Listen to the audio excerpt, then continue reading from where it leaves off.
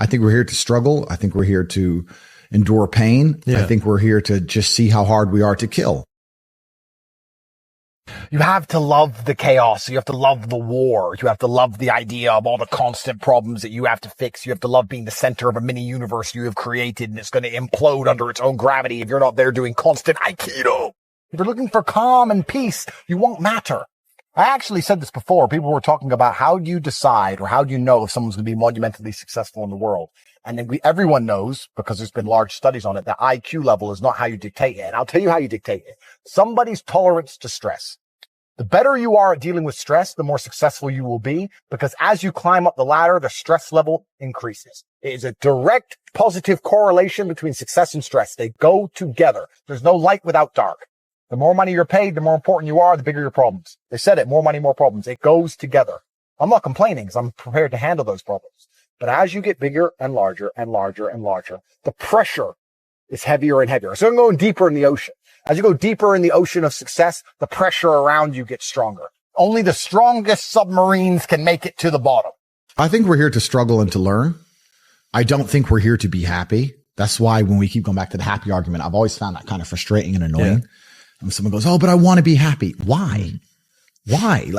Why do you want to sit there and laugh?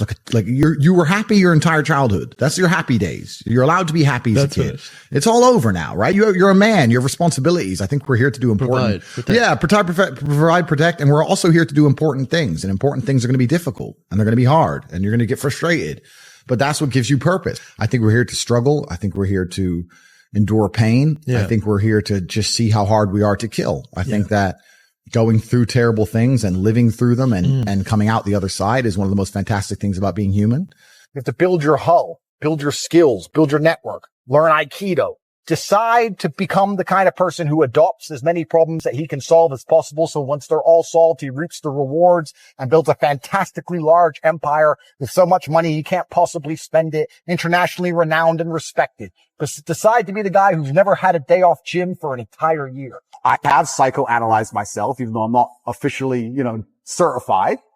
And I've decided that I can't stop bad things from happening to me. So instead, I'm going to enjoy bad things happening to me. And I'm going to build a mindset that makes me fearsome enough to succeed regardless of how stacked the odds are against me. Yeah. If I measure myself purely on competence and purely on achievement, whatever I think and whatever I'm doing is obviously fantastic. So I'm very happy with the mindset I have. And then we go into the argument, am I supposed to be happy?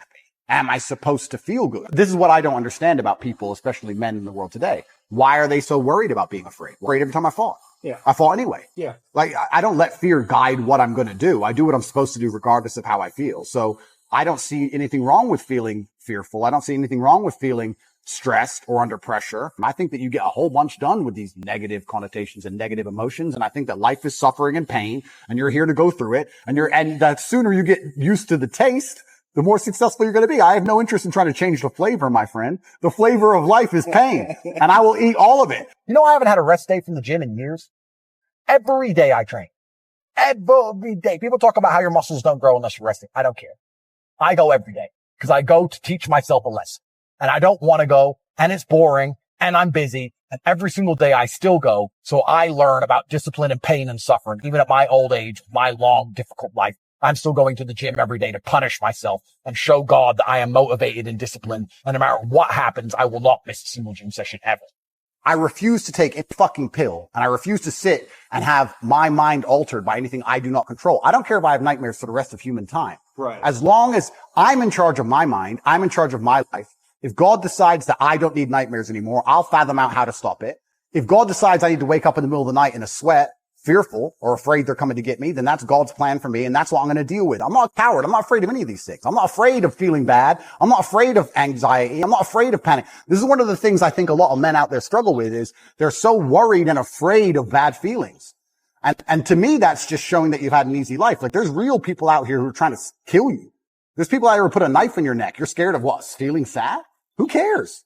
Like, there's real problems. What are you worried about feeling sad for? Who gives a shit? I can't stand quitters. So if you're the kind of person who's going to quit because it's hard, I don't even want your energy around me, because quitters are the worst people on the planet. You can give a quitter absolutely everything and they will still fail. Quitters can have every single advantage. Quitters can have all the information. Quitters can have all the tutelage. Quitters can have a mentorship. Quitters can have someone who messages them every morning. Hey, bro, let's get it. And guess what they're going to do at the end?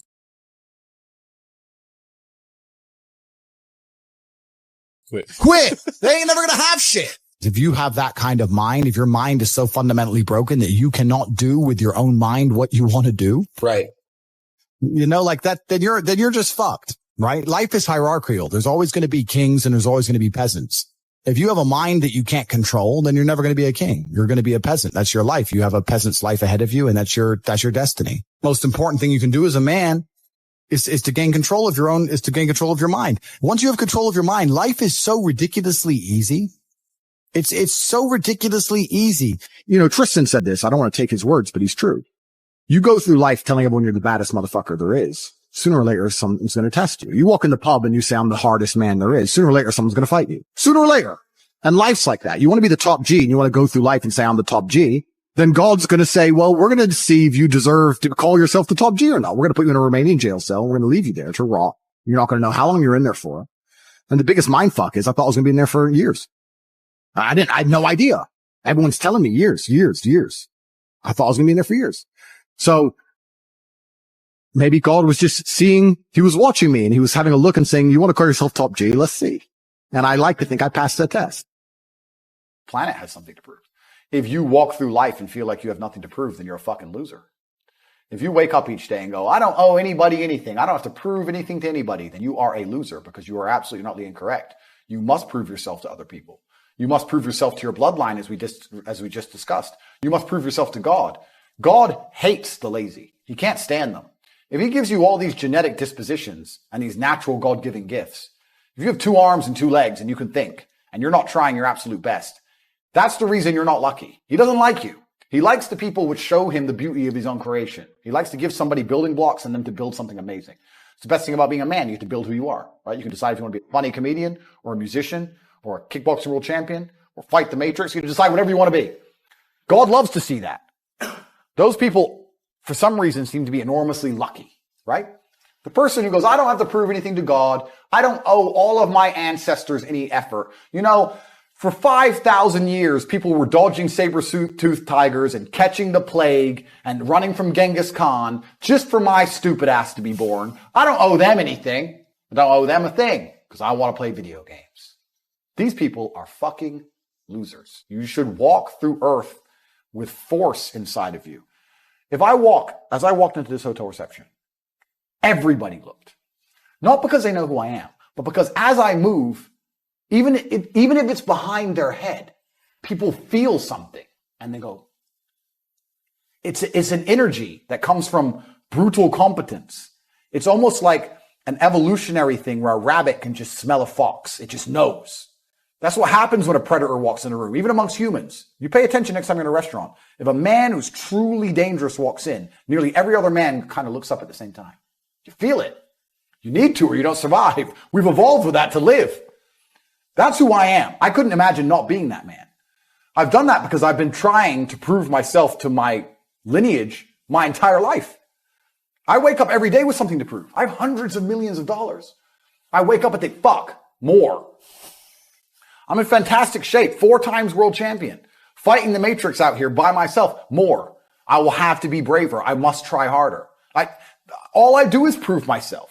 So when I hear people go, I don't have nothing to prove, then you're a fucking loser. Peasants have never felt like they needed to prove anything, but kings felt like they needed to go and conquer land. Isn't that it's coincidental that the king who already had it all felt like he needed to go to some far-flung land and conquer it and take it and prove he's the king. But the peasants, I don't have to prove nothing to nobody.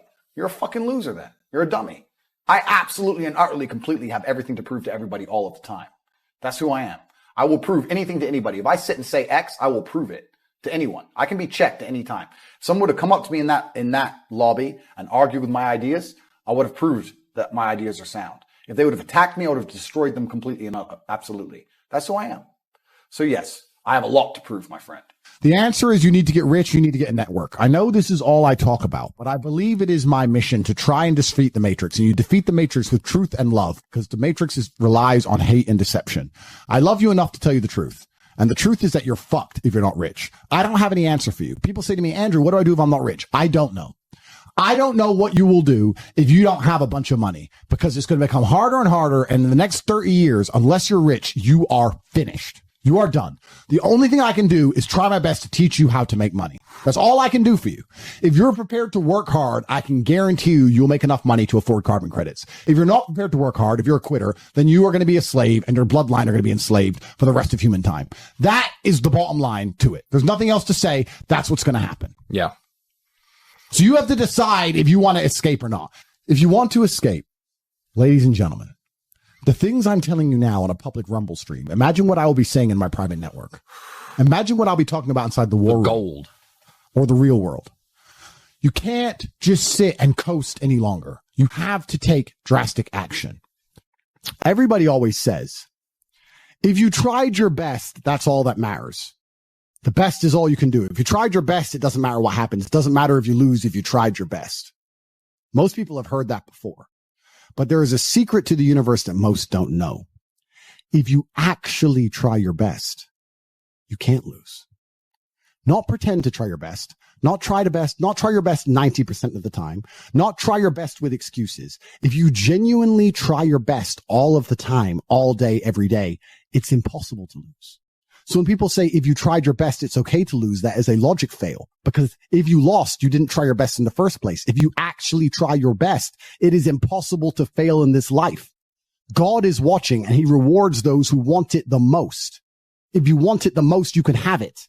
It's a competition. Every dollar you want, the house you want, the car you want, other people want, you have to win. You have to want it the most and genuinely do your best, because most people aren't capable of doing their best anymore. To get up every day, whether they feel like it or not, and perform regardless. That is the secret. You cannot fail if you try your best. So if you don't have the car you want, the woman you want, the relationship you want, the friends you want, the house you want, you haven't been trying your best. Because I guarantee you the second you do, you'll have all of it. Every single one. I read a lot of emails. I got a lot of emails, a lot of messages, and a lot of people like, bro, I'm trying my best. And my answer is simply, no, you're not. I really don't think they're trying their best. Maybe I come across and I seem non-sympathetic, but I'm from a council estate in Luton. I'm now a billionaire. And it's because I actually tried my best. What's funny is this. If you were to take somebody who says, I'm doing my best, I'm really trying, and you were to get an exact schedule of their last week and find all the times they've wasted time, you'd say, look, you've wasted time, wasted time, wasted time, wasted time. You know what's actually amazing? Most of those people are not even self-reflective enough to go, you're right, I'm not trying my best. Do you know what they'd say? Well, I have to rest sometimes. I have to have a social life. Well, they'd be so arrogant because they're arrogant. I had to do my Facebook. Yeah. No matter, you'd even show them, here's where you fucked up. Well, I have to. Oh, you're crazy. And then they go back to being a loser. That's the amazing thing about losers. You can drag them to the water, but they won't drink it. It's beautiful. They always feel like they're doing everything, rather than like a successful person feels like they're not doing enough. You nailed it. They have no self-accountability. And you're right. A lazy person thinks he's working too hard, and a successful person thinks he isn't working hard enough. And we're doing 20 times the work they are. And we're like, oh, I could have done more. Could have done this. Oh, I missed that today. Can't miss that again. Oh, I should have taken that call. I should have flown there. I should have. We have guilt about it. They don't give a solitary fuck. And even if you pointed it out to them, they'd sit there and go, oh yeah, and they'd make some excuse for it. The whole field, the whole industry, the whole way we view depression, the way we view happiness, the way we view sadness is all garbage from head to toe. I think it's all bullshit. We can throw the whole thing out the window. And I start again when people come to me and say about happiness, and I say, who the fuck said you should be happy in the first place? Who even said you should be? I don't care if you're sad. I never told you should be happy. How many push-ups can you do? Not enough. Get to fucking work. So this is my whole view on the whole field. I have no interest in being happy. I wake up and say, how can I be proud of myself? What can I achieve that makes me proud of myself? How can I do things that make other people respect me and are proud of me? How do I have a day which I complete when I come home? The woman who's in my house says, wow, there's no man like you. How do I live a life so my children look at me and go, Dad's a superhero? How do I make my mother call me and say, I couldn't possibly be more proud of you? I have duties to complete. I have to live the exact same life regardless of how I feel. So for me, happiness is not a good indicator on how life should be lived. Happiness to me is a super interesting concept, because when people come to me and say, I'm not happy, I say, why should you be happy? They're like, what do you mean? It's like, who told you you should be happy all the time without working for it? Happiness is at the top of a mountain somewhere. You ain't been anywhere. You haven't even climbed it. Happiness is the number one thing that must be earned. And I'll tell you that my happiness is based on very real world achievements. I couldn't be happy if I was broke. I couldn't be happy if I was obese. I couldn't be happy if I was lonely. I couldn't be happy if I wasn't respected. I couldn't be happy if I couldn't whoop a dude's ass. I couldn't be happy in those scenarios. So I made sure none of them scenarios came true. I have earned my happiness via hard work. It's the top of a mountain, which I have climbed. I deserve it. I deserve to go to sleep with a smile on my fucking face and wake up between two bitches. That's what I fucking deserve. And every single guy who hasn't got it probably doesn't deserve it. The universe is very giving and very fair. People seem to think that the world is unfair, and those are all the same people who tell themselves they're unlucky. I actually believe the opposite. I believe the universe is a very giving place. I believe God is a very giving being, and that the world all in all generally balances out and is pretty fair. If you're the kind of person who deserves a good life and works their ass off and genuinely wants it and tries very hard, guess what you get 99% of the time? A good life. And if you're the kind of person who doesn't really deserve it, slacks 3 days a week, a little bit lazy, snakes his friends, talks behind people's back, blah, blah, blah, guess what? Your life ain't all that good. The universe is pretty fair and pretty balanced. I've yet to meet somebody who gets up every day, does what they're supposed to do, works hard, goes to the gym, then goes to work, does their best, makes their money, looks after it, is sensible, doesn't blow it, et cetera, who then fails. I've never met anybody who fails when they do all the right things. The universe is a very fair and giving place all in all. There are very few exceptions to that. So when I see somebody who doesn't have the success they want, especially when I see, let's say, a group of people who don't have the success they want, there's no way you're all exceptions to that rule. You may want something, but you certainly don't deserve it. And that's why you don't have it. You shouldn't wake up and say, how happy am I today? How does that affect how I act? That's not how I operate. I wake up and say, what must be done? What will allow me to be proud of myself? What will allow me to achieve? And those things will be done regardless of how I feel. And that's how the most successful people on earth all operate. The most successful people on earth don't only do things because they feel happy about doing them. As a man, you have a burden of performance. As a man, you shouldn't be waking up going, how do I get happy? As a man, you wake up and say, okay, how do I perform? You know, and happiness will come at the end of the performance anyway. But if your number one goal as a man, if your number one mission in life is just to be happy, it could be an extremely vaporous existence, and you're not going to be a man of substance. The men of substance out there are not necessarily happy people.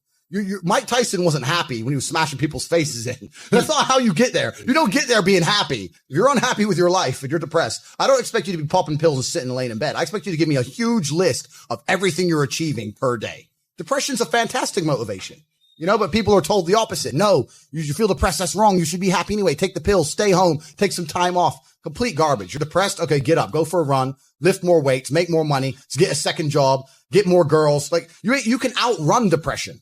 The whole world doesn't give a fuck if men are happy or not. Nobody cares about men being happy. We talk about women being happy. We want children to be happy. If you look at a full-grown man on Christmas morning, he's smiling because his wife is smiling. He's smiling because his children are smiling. Nobody even buys him anything. What do they buy the dad? Socks? Nobody cares about men being happy. If I feel sad, it does not change how I act, and it does not change the things I do. If I don't feel like going to the gym, I go to the gym. If I don't feel like working, I will still work. A lot of these people come to me and they say, oh, but I feel this way. I don't put a huge amount of importance on emotions. It's not that I don't feel them. It's that I don't think they have much to do with anything at all. If I wake up in a happy mood and I have a business to run and females to cater for and things to do, if I wake up in a sad mood, I have the same shit to do. I'm going to get it done. This modern obsession with happiness is the number one problem with the world. Because I really don't believe humans were ever evolved to be happy. Mm-hmm. Were we? Tell me, you're the expert, bro. Where did it come in our timeline that we were supposed to be happy all the time? Who gives a fuck how you feel? Like, your emotion has nothing to do with the harsh reality of this world. You're either successful or you're not. Life is binary. You either win or you lose. You survive or you don't. Happy or sad, the push-ups must be done. It's called duty. It's called honor. It's called pride. If you had these things, you would never do dumb shit in the first place. So I'm asking you why you don't have them. You could be a genuine force for good in the world. And you know what's funny? The funniest thing, the most ironic thing about all of this is that if you don't prioritize happiness and you prioritize feeling proud of yourself, you end up happy by extension. I'm happy because I'm proud of myself because I have a fucking fantastic life and mansions and supercars and money, most famous man in the world, thousands of love letters a week from beautiful women, street credit in every single fucking city on earth. Of course I'm happy, but I didn't ever choose to try and be happy. If I would have chosen to try and be happy, I would have never ended up happy. So when people come to me and say, I'm not happy, I say, why should you be happy? And we're all adults here. This infantile mindset that we're all supposed to be like we were when we were 3 years old and, oh, something shiny, laugh all the time, run around in circles. Ooh, a cardboard box. We're grown-ups and we have responsibilities and we have problems and we have pressure. And you don't necessarily have to be happy to perform, especially if you're a man. I say this all the time. You should never adopt the thinking of someone who is sad. And most people who are out here giving their life advice, if you sit there and go, are you happy? Well, yeah, I'm pretty happy. You're on antidepressants, or you were depressed last year, or you're talking about, like, most of these people giving advice out, you wouldn't even want to be them. So why would you listen to them? I'm not going to listen to anybody unless they're happier than me. Otherwise, I'm never going to listen, you know? So yeah, it's being rooted out by the mainstream because they want all of us as slaves. They want us as slaves. The people who are in charge of the world need people to clean their cars and build their boats. Slaves. That's all it is.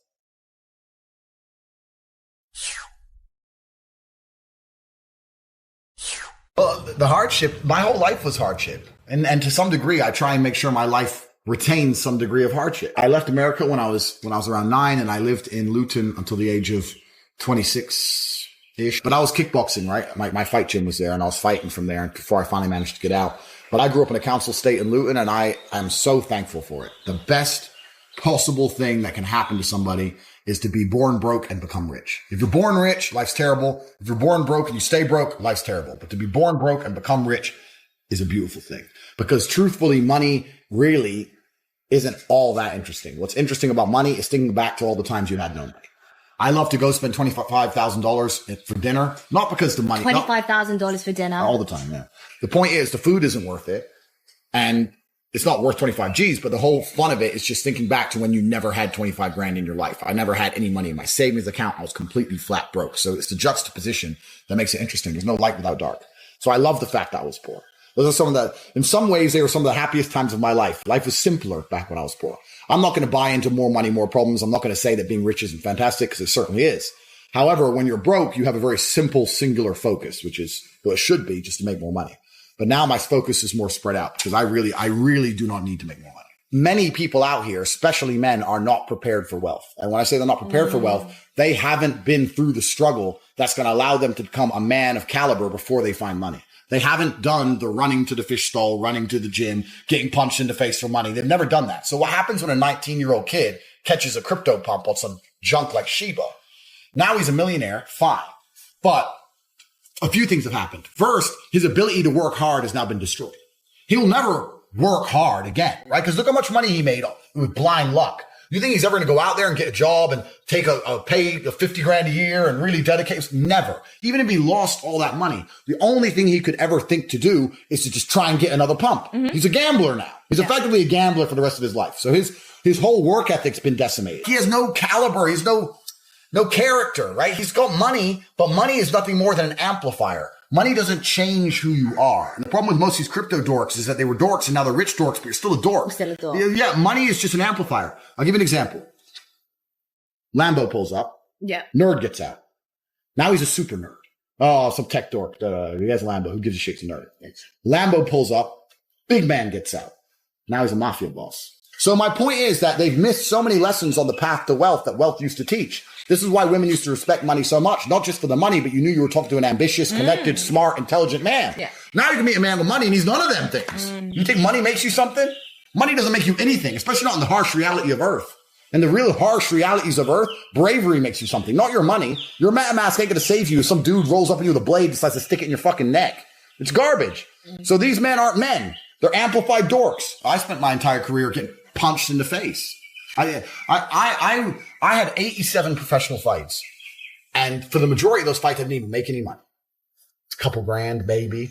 I was flying around the world to fight some crazy Kazakh in Armenia for like 6-7 G's, coming out with my hand broken, my face busted up.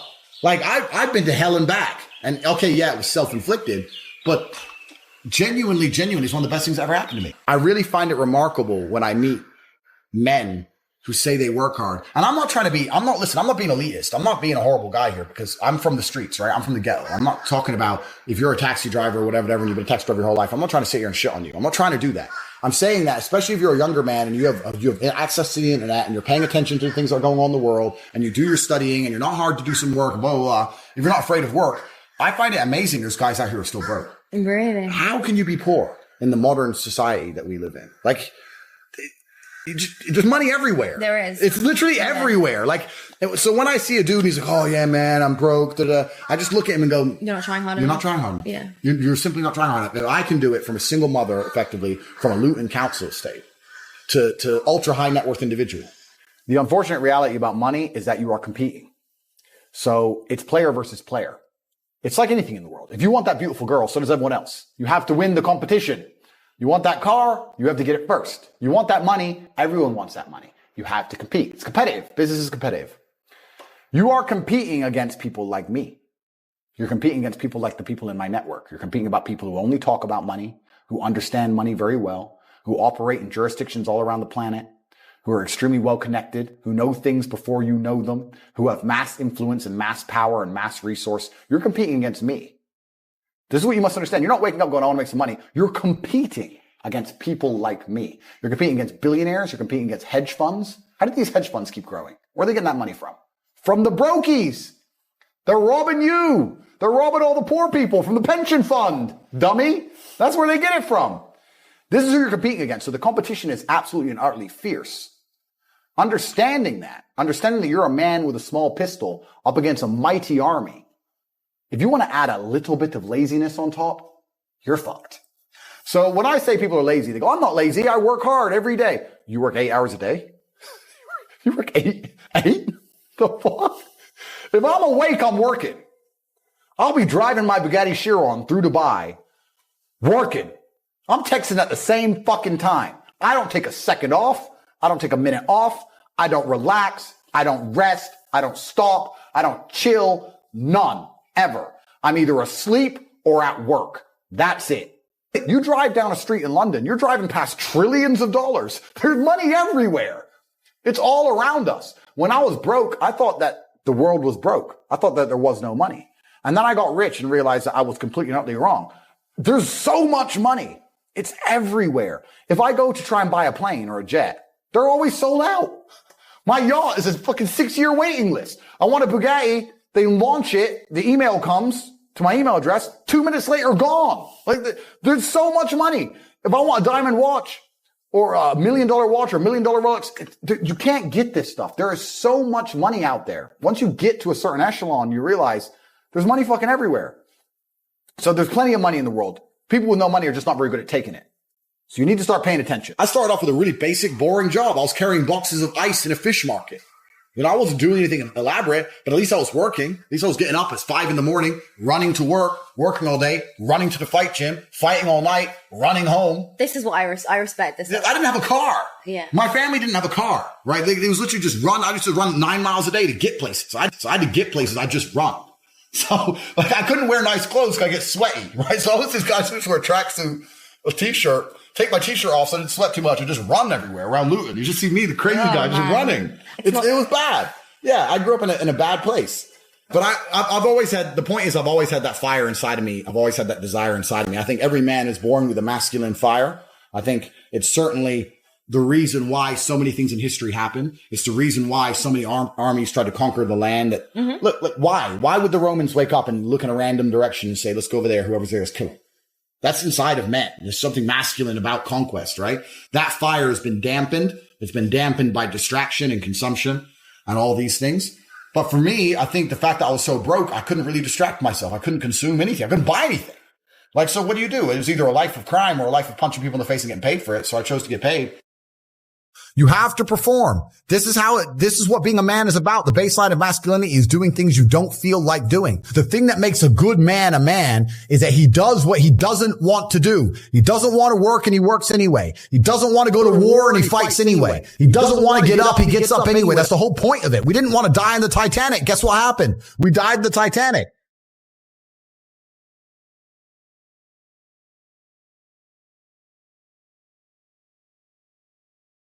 People often ask me, especially when I put up a picture on Instagram, how I'm in such good shape. Say, how are you in such good shape when all you do is travel the world and drink alcohol and smoke cigars? Their idea You barely of go it. to the gym. And I say that I train in my sleep, and they call me crazy because I can lucidly dream, because I can control my dreams, which is another podcast in and of itself. I train in my dreams. I convince my mind that I've trained. I convince my mind that I need to be ready for war, and my body reacts accordingly. It is the ideas that are real. What do they say in the Matrix? The body cannot exist without the mind. It's the ideas that are real. An idea in and of itself is real enough. If you remember a dream the same way you remember a real event, they are basically the same. My body proves that because I do most of my training as I sleep. So lucid dreaming is basically, I don't know if anyone's here has had a dream that you realize is a dream and then you can control it. Have you ever had that? Yeah. So you're in a dream and then you go, for me personally, I'll be in a dream and something will happen and I go, that doesn't make sense. Oh, wait, I'm dreaming. And then I can fly and shit. Now, usually I can only do it for like a minute or two in dream time. You know, time is a bit different in dreams until the dream ends. And I usually wake up where the dream ends. So it's kind of annoying because sometimes I'll be in a dream and I'll realize it's a dream and I'll start doing some shit. And then I'll also consciously know that I'm running out of time before the dream ends. It's weird. So that's how I dream. So the way I do that, and when I say that I use my dreams to calculate things, is because if you're ever heartbroken or upset, or you're really worried or stressed, you might dream about the problem. So I do that consciously. If I have a problem in my life or something I have to worry about or be concerned about, I'll try and make sure I dream about it. And then in the dream, I know I'm in a dream. And it's basically dedicating time of my life, dedicating the time I was sleeping to solving a problem or dealing with a problem. How many amazing songs have been written in a dream? Or how many scientific, discoveries were from dreams? Look up discoveries from dreams. The number of scientists who woke up and go, bang, it came to me in my sleep, it came to me in my dream, because you're obsessed with a problem and your mind works it out at rest. So the key to lucid dreaming is this. You have to try and remember your last thought before you fall asleep. And I know that sounds easy, but think about last night when you went to sleep. Your eyes were closed. You were thinking of this, then you were thinking of this, then you were thinking of this, and then you were half awake because you kind of heard a noise and you felt the covers on you, but you weren't asleep, but you weren't awake. But what were you thinking of? Kind of nothing. You have to remember the exact last thought you had before you went to sleep. And it's harder to do than you think, because when you start doing that, you start turning your brain on to focus and then you can't sleep. So you have to do it like Zen. You have to just Zen go, I'm going to sleep, but I'm going to keep track. Right now I'm thinking of this dumb shit. Okay. Now I'm thinking of that dumb shit. And sequentially in order, remember all the things you're thinking about until you remember the last thing you thought about before you went to sleep. When I started learning how to do that, there on out, about 70% of the times I would dream, it would be lucid. And I genuinely, even to this day, I'll be in a dream doing whatever. And I'll lift up a cat and go, that has no weight. This is a dream. Okay. This is a dream. So I'll just float through this wall quickly. Where's Tristan? Or me go on the computer, and I'll just control it for like 2 minutes. It's weird, but it happens by remembering what you're thinking about before you fall asleep. And if you actually genuinely think about that task and think about now when you go to sleep, you'll be trying to do it and you'll realize I'm thinking a bunch of bullshit, or I'm thinking of a memory, or I'm half remembering something, that your mind kind of falls apart a little bit as you fall asleep. If you can keep track of it, you can control your dreams. And for me, if I ever have a genuine real issue, I can literally say I'll deal with it. I'll think about that later when I'm sleeping. I know it sounds stupid, but it's true. I would accredit it to my success when I was kickboxing. I believe that if my brain synapse is firing, it must have, for X action, it must have a positive reflection on that action. If my X synapse, if the synapse in my brain is firing to slip a jab in a particular way, and my brain is firing, even if my body isn't moving, but my brain is firing to slip that jab, I believe that on a long enough time scale of my brain imagining me doing something repeatedly over and over and over again, I'm going to be better at doing that action, even if my body doesn't reflect. So when I say I train in my dreams, that's exactly what I mean. I would train, I'd imagine slipping punches in my dreams and how I would do it. And although my body wasn't doing the thing because I was asleep, but my synapses were firing the same. And I believe that had a positive impact and a positive effect. That can't be proved, but I believe it. And if I believe it, that also gives it power. There's so much work for you to do as a man. I don't know how people I barely sleep, and I never not work, and I never lay in. I'm never lazy. And I don't understand how people don't work all of the time. And when I say that, people say, but work on what? I don't know what to work on. Bro, you need 10 passports. You need 25 bank accounts. You need shell companies. You need a trust fund. You need to make some money. You then need to move that money away. You need multiple places to live. You need a place for your children to live. They need a trust fund. You have stuff to do. Yep. And the people are just sitting around doing nothing. It's mind boggling to me. And there are some people who you just can't help. There is a huge percentage of the populace which they're beyond saving because they're the worst thing you can possibly be, which is a quitter. Being a quitter is the worst thing you could possibly be. God himself can't make a quitter important, because the only reason the place you're trying to get to has value is because it was difficult to reach. If everybody could reach it, there'd be no value. Value is linked to scarcity. The whole point gold is valuable is because it's not everywhere. If it was everywhere, it wouldn't have any value. The reason the place you're trying to reach is valuable is because people can't get there. So if you're the kind of person who quits, you're never going to get there. Quitters are the worst. You could give a quitter a map, a treasure map, and a hot air balloon, and say it's going to take you right to the treasure. It's going to be a 7-day journey. Here's a sandwich. And halfway through, they'll be like, oh, I'm cold. Yeah, you just said that, oh, 7 days now. Yeah, and they'll quit. Yeah.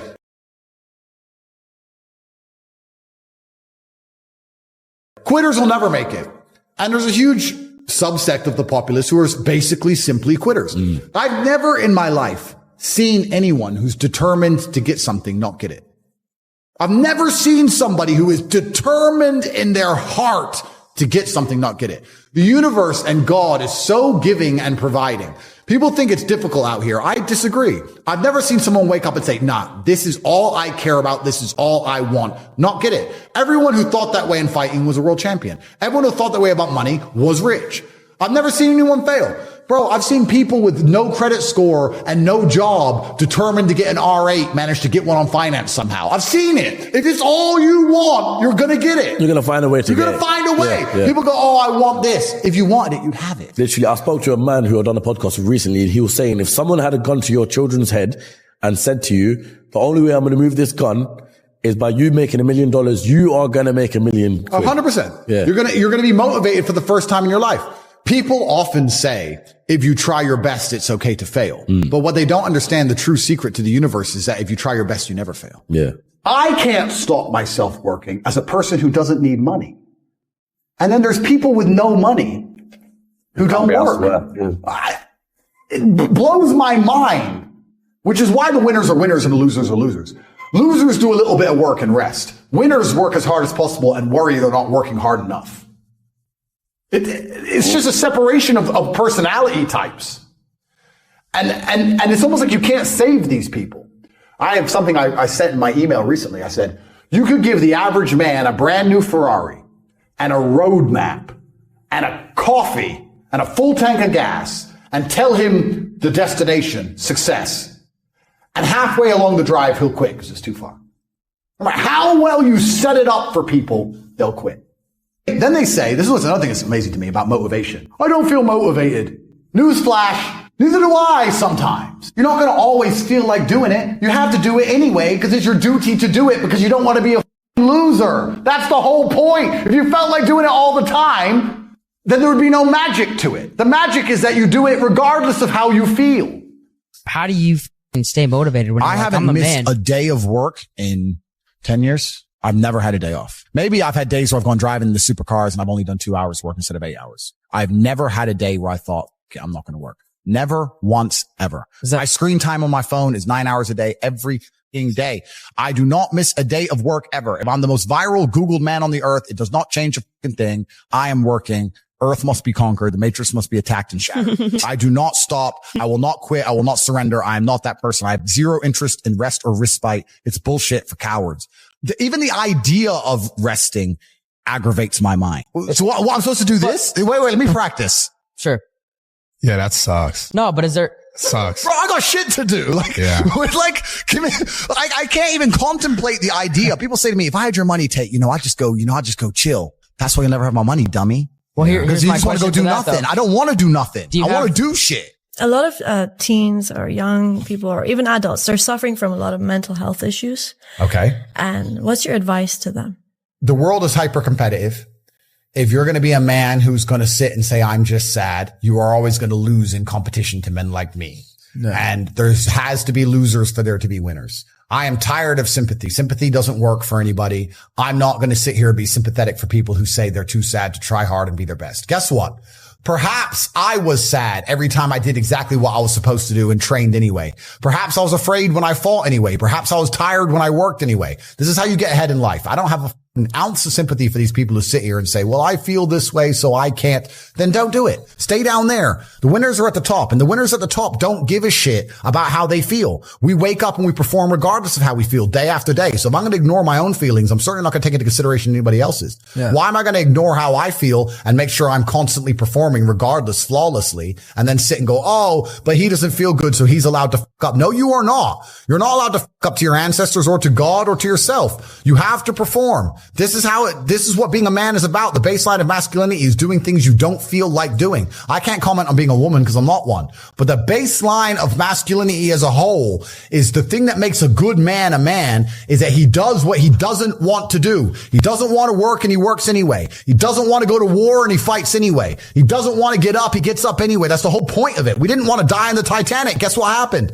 We died in the Titanic. You can't sit there as a man and say you don't feel like it. You're not allowed to not feel like it. You're supposed to do it anyway, regardless. Yeah. So when a man sits there and says, oh, but you don't understand, I'm struggling with motivation. If you are struggling with the motivation to be a winner, then stay a fucking loser. No problem. Stay a loser. Don't care. Because in my circle, there's no losers around me. Your energy is disgusting. I find it revolting. I don't like weakness around me, even near me. Even people coming up saying hello to me. If you're depressed, don't even shake my hand. I do not have time for losers on any regard. Winners only. What started that fire inside early on, or did it kind of just develop through time and get hotter and hotter? Well, I think everybody has a fire inside of them, but it's pacified. It's deliberately extinguished by society because one, the matrix wants you docile, which is the first thing. And second thing is people live lives of comfort.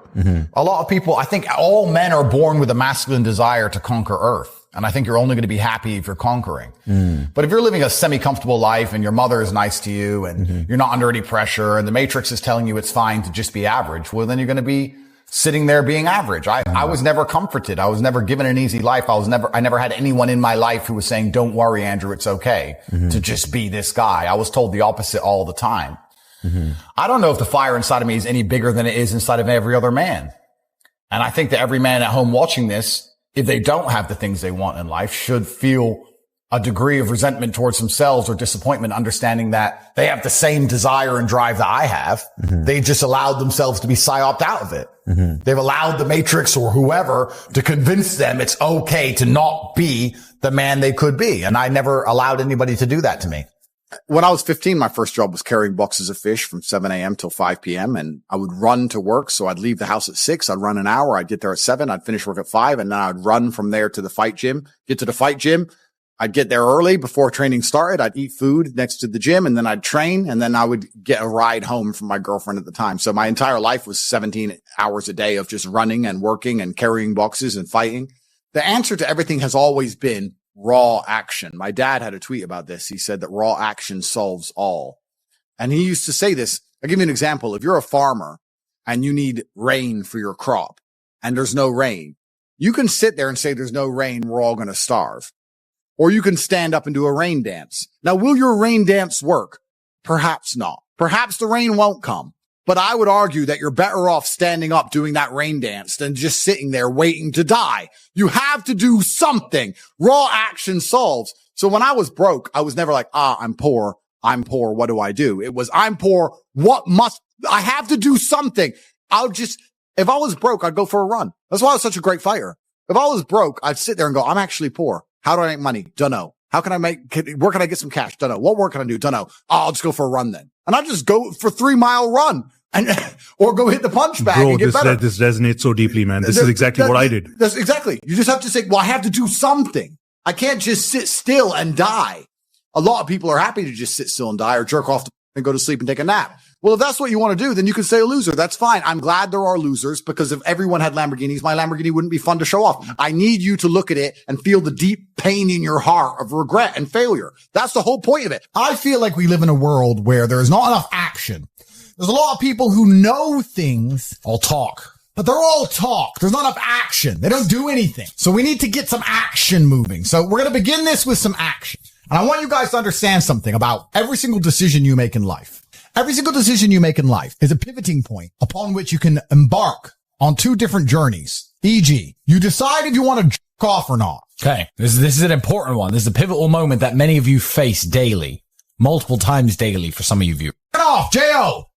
You can go yes or you can go no. But these 2 paths lead in completely different directions. You'll lead a completely different and new life depending on the decision you make. There's yes path and there's no path, and they're brand new lives. So the action we're going to try and inspire from you right now here early on is going to embark you down one of two paths. You're either going to take action and live the yes life, or you're going to sit around and do nothing like you've done for most of your human existence and live the no life. And me as a man, when I put myself through hell, when I have had such exacting, such stringent standards for myself, why would I then have less exacting, stringent standards on the people I meet? Why would I put myself through hell to be me and then meet someone who didn't put themselves through hell and then treat them like my equal? No, f you.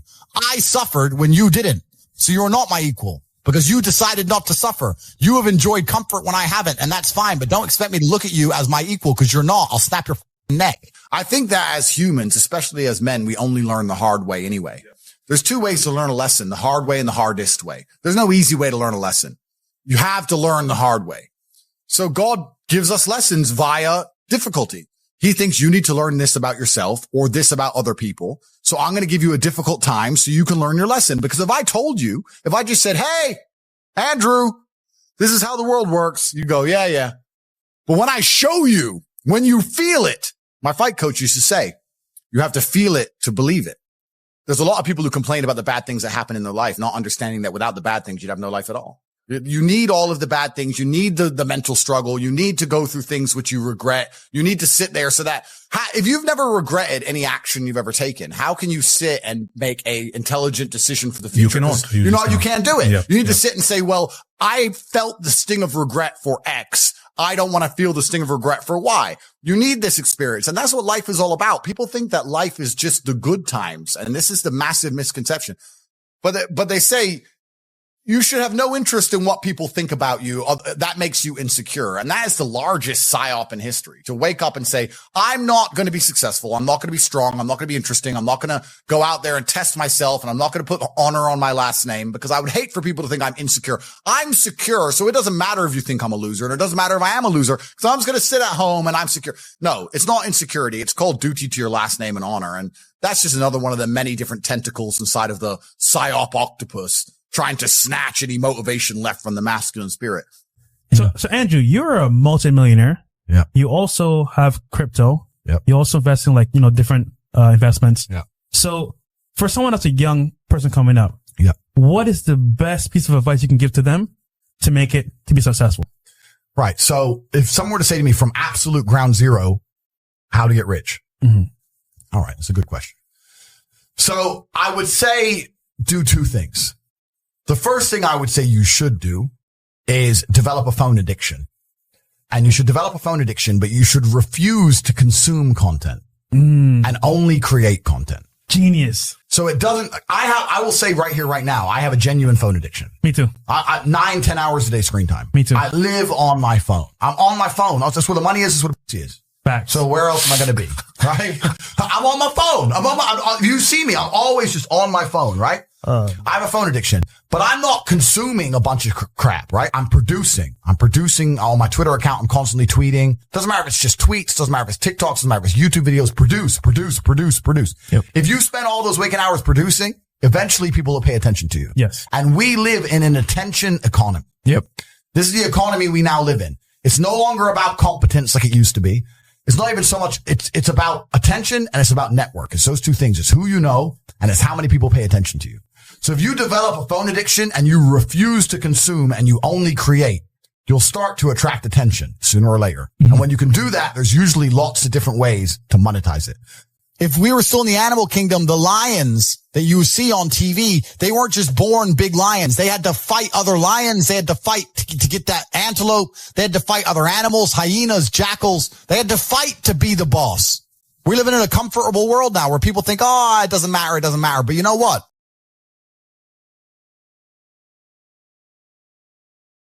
To some degree, it does matter. It does matter. And I'll tell you who it matters to. It matters to your soul and it matters to God. I stand in the mirror with a pure heart. I know I am the best version of me that could possibly ever exist. I know that God is proud of me. There's nothing that God hates more than sloth and laziness. If God were to create a man and that man were to sit around and do all, God will frown upon you. It's why you're never lucky. If you're listening to this and you think I'm never lucky, I'll tell you why, because God dislikes you because you're lazy. Start to work. Start to show God the beauty of his own creations. You'd be amazed how lucky you'll become.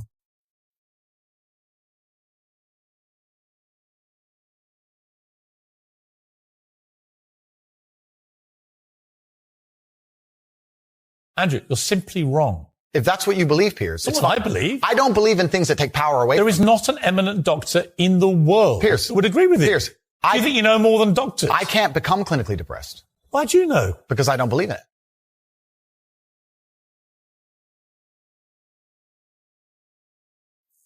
Maybe when you want to explore all the levels on the map of life, you don't just want all the levels at the top. See, this is the mistake most people make. They sit there in a normal life and they dream of being rich and going on nice vacations and dreaming of all the nice things. They don't dream of all the bad things. They think they can have all the light with none of the dark. That's not how it works. The only reason you appreciate being rich is because you were poor. If you were born rich, you don't appreciate it. The only reason you appreciate being in good health is because you were once sick. When you're sick, you'll do anything to be healthy. If you've never experienced sickness, you don't know what health is. There is no light without dark. I talk about this all the time. People say I've had a traumatic life.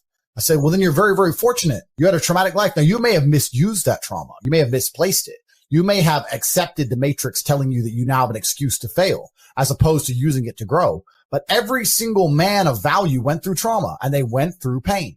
It's going to be painful to get strong, painful to get rich, painful to become important. It's going to be painful to become good with women. Your heart's going to get broken a bunch of times. You have to be prepared for the pain. If you're not ready for pain, you're never going to be anything that matters. So Justin just absolutely and utterly nailed it. My kickboxing coach used to say to me, I used to come in the gym, say, what do you hate the most? And I said, I hate running. He said, okay, you're going running. I say, why? He goes, because whatever you hate is what you need. Whatever you hate is what you need. I want to spar, bag work, pads, no problem. Running, I didn't want to run, but that's what you need. And that's what life's about. You're not going to be able to go through life avoiding pain and also becoming a man of quality. You're going to have to be that guy who's been through so much shit that he can wake up and go, this ain't nothing.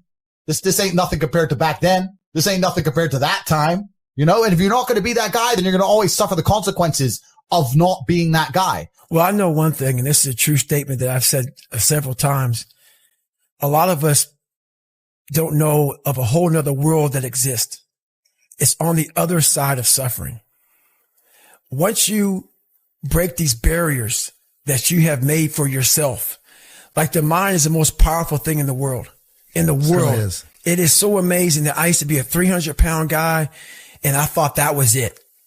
Could barely read, could do anything, and now that what was inside that person was this guy that's in front of you today. That's how scary the mind is.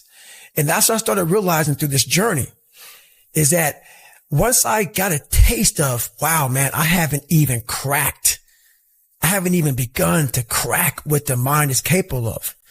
And I started realizing is on the other end of suffering, that's the real growth of life because you realize how the mind processes shit.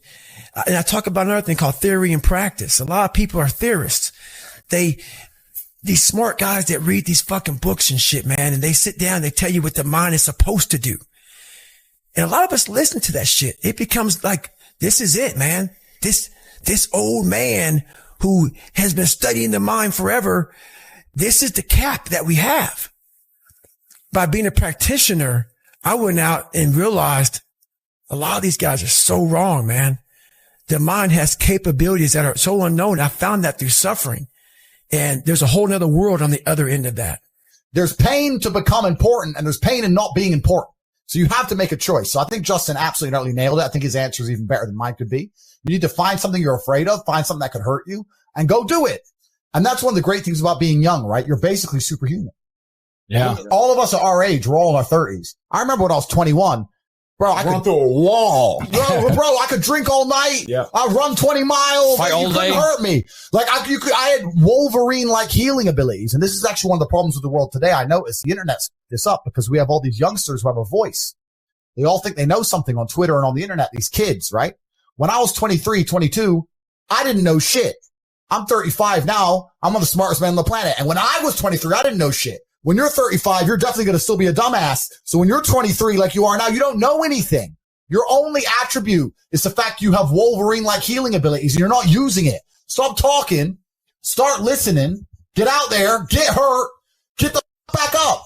There is a degree of wisdom that comes from physicality.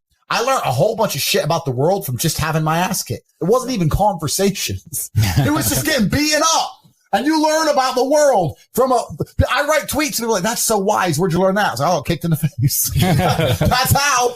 What do you believe about depression? Do you believe depression is a real thing? I believe that feeling depressed is real. I don't believe depression as a clinical disease is real, no.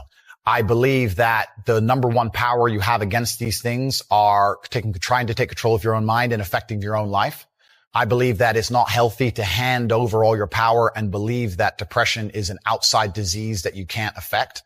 I know that when I've had difficult periods in my life, and also many of my friends, like I've said, suffer from PTSD and been through terrible things.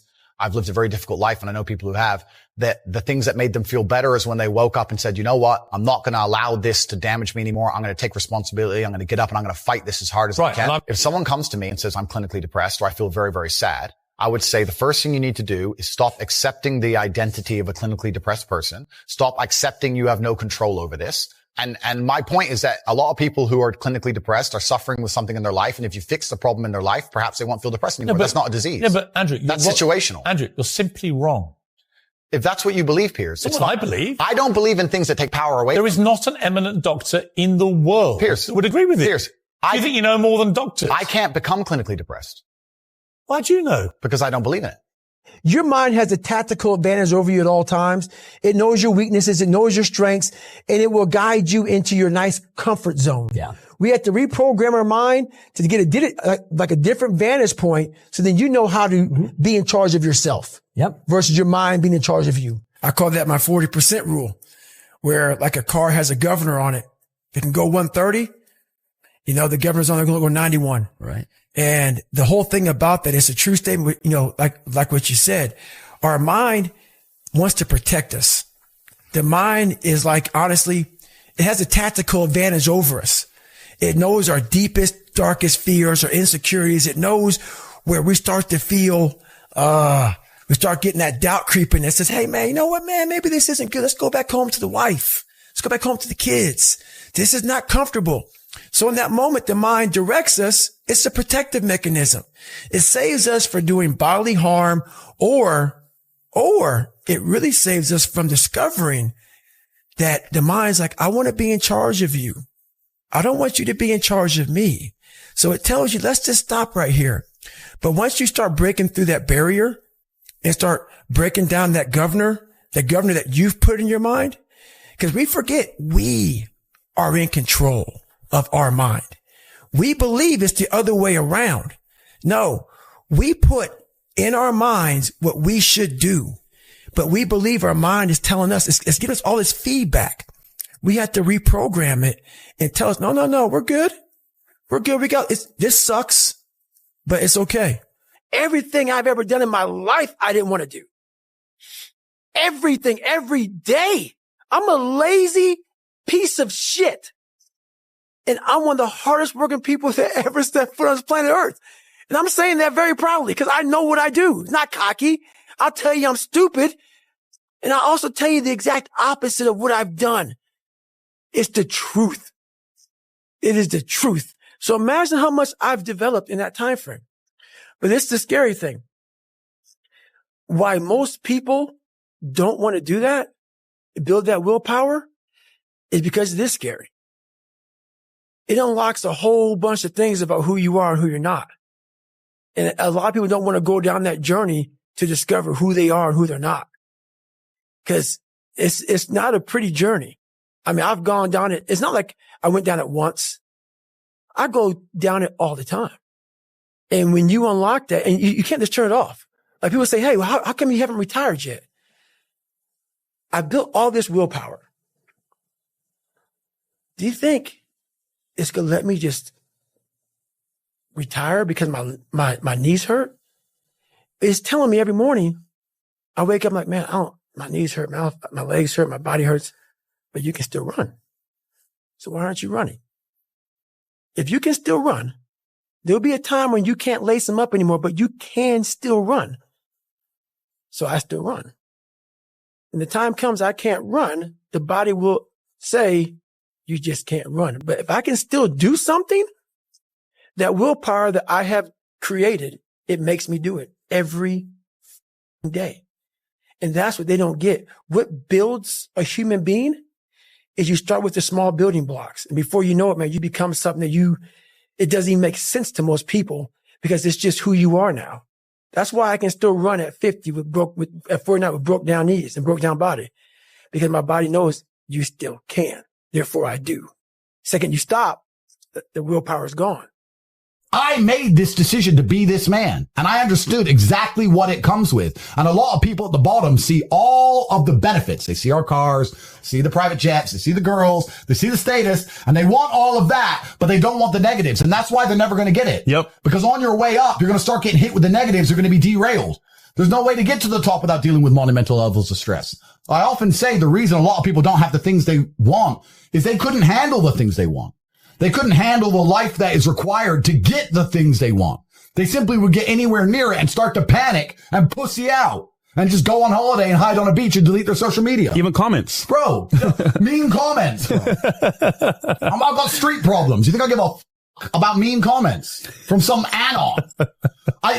It's difficult for me to put into words how much I don't care. But there's people out there that do care. Yeah. And then they think, oh, I want to be like Top G, but you can't handle a comment on the internet. Bro, these people are born to lose. So you have to decide, and you need to look in the mirror and really make a decision, because I think perhaps if you want to build a life, choosing your life path and knowing which life path you want to go down is going to allow you to be the most effective in the construction of that life. If you say, I can't handle that stress, I want to be somewhere in the middle, then accept it, accept the good and bad that comes with that, accept the kind of life you want to build and go do it. But don't sit there and say, I want to be Top G, I want to live this great life, and you're not prepared for war. What's funny is this. If you were to take somebody who says, I'm doing my best, I'm really trying, and you were to get an exact schedule of their last week and find all the times they've wasted time, you'd say, look, you've wasted time, wasted time, wasted time, wasted time. You know what's actually amazing? Most of those people are not even self-reflective enough to go, you're right, I'm not trying my best. Do you know what they'd say? Well, I have to rest sometimes. I have to have a social life. They'd be so arrogant. God loves people who try. God loves people who work hard. It's amazing if you try your very best all the time, what God will give you. He'll give it to you, anything you want, if you actually try. I am absolutely and utterly a believer in hard work. I'm a proponent of hard work. I have all this money and all I do is work. My entire life is work. This podcast is work. I'm getting in the car. I'm going to another meeting. Work. I'm going to go to the gym so I'm in good shape. Work. It's all work. My entire life is work. And people don't want to look at life that way. They want to talk about work-life balance and being lazy and all this crap. I don't believe in any of that. I believe in, if you want to win, you have to outcompete the man who's prepared to do nothing but work. It's player versus player. If you're going to sit there and go, I don't want to work more than an hour a day, well, the guy who does want to work more than an hour a day is going to beat you. And no matter how smart you are, there's always a smart dude who's doing the same smart work you are for more hours than you're doing it. That's just the nature of the game. So if you're the kind of person who's going to quit because it's hard, then f*** off. I don't even want your energy around me. I have so many conversations in my mind because so many times I want to quit. Sure. But this is what it is. This is what I figured out. I was so afraid of myself that I had to figure out I became a master of my mind. People, when you're afraid of something, you have to master it. That's how you start to overcome it. So what I realized when I get to that point where I want to quit, everybody, they get to the point where they want to quit. This is what happens. The mind tells you, let's go home. Let's take a warm shower. Let's get some food. This is not right. This is that. If you cannot answer the questions at that moment, because your mind's going to start giving you all these questions. And if you can't answer them, you're going to quit. What I realized when I was going through Budge, Ranger School, all this 100-mile race, 200-mile races, pull-up records, my mind would come creeping in. Like when I was doing 4,030 pull-ups at 2,000 pull-ups and my hands were ripped open, my mind said, look, brother, we've done all these other things. You've proven yourself. You're good. If I didn't have the answer to respond to my mind and say why I'm here, why I'm doing this, you will always lose that fight. You have to have the response to what your mind is going to tell you. And another thing about that is self-talk. A lot of people have like these big four on mental toughness. All that shit is crap about self-talk, visualization. It's true. But the thing about self-talk and all these things, they ask me, what do you think about when you're on mile 100 of a 205-mile run? What are you thinking about when you realize you've run for 24 hours and you have 24 more hours to run and you have another 105 miles? What goes through your mind? What do you say to yourself? I want to know. A lot of people think self-talk works. It does, but it doesn't work without the suffering before your mind starts saying we need self-talk. So what I tell myself is I go back to the months and years of preparation to get to that day. And I'm telling myself the 3:30 in the morning and I'm looking at my shoes and I want to go out there and run 30 miles. I have to, in that second, in that moment of this self-talk, my mind saying, you got to find more. You got to find more. I once again calm down, go back into my mind, in my cookie jar, I call it. And I have to reflect back on the shit I did to get here. And that becomes my self-talk. Self-talk does not work unless it is real. Most of us lie to ourselves in the self-talk. It doesn't work. It has to be real. It has to be something that you've done to make it really work. What do you say to young men who come to you for advice, who feel lost, who don't really know where they fit into society? I say that life as a man is exceptionally difficult. I say the most beautiful and the most terrifying thing about being a man is you're born without value. Society doesn't care about you. You're only going to be cared about based on how useful you are. You have the chance to build yourself up and become a superhero if you're prepared to do the hard work and be indefatigable enough to never quit. But if you're going to stand around and wait for a handout, nobody's going to ever respect you. And I think that a lot of people have forgotten about how difficult and how competitive it is as a man. We're always in constant competition with each other. And it's your duty as a man to stand up and say, I want to be as important and strong and good-hearted and God-fearing as possible. And I need to work hard to achieve those things. Dame Sheila Hancock says we've become too over-emotional as a society, crying too much about everything. Has she got a point? She's completely right. And the dangerous thing about overly emotional men is that they're dangerous. They're genuinely dangerous. This is what's crazy. All these people who talk about toxic masculinity and how bad it is for men to be traditionally masculine. A traditionally masculine man does things he doesn't feel like doing because it is his duty to do them. He charges into the building because it is his duty. Not because he feels like it, because it is his duty. We're now teaching the new generation of men that they don't have duty and they can just act on their feelings and act how they feel and they don't have to act as a man should. Do you know what happens when you get men who just act how they feel?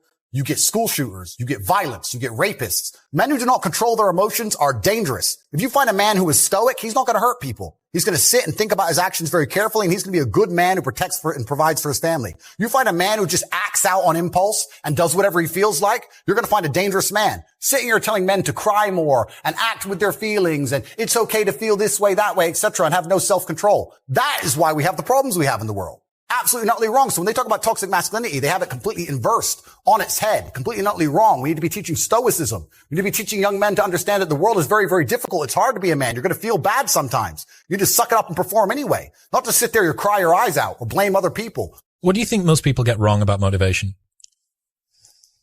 They think it's a permanent fix. They think it's something that is a constant. They think that maybe once I get it, I'm going to hold on to it. And that's the thing about that I was telling you, that I always talk about. Nothing is permanent. Nothing is permanent. And a lot of times you have to learn to perform without motivation. You have to learn to perform without purpose. You have to learn to perform a lot of different things. And that's what people think. They think I need to have this motivation to work out, to study, to be better.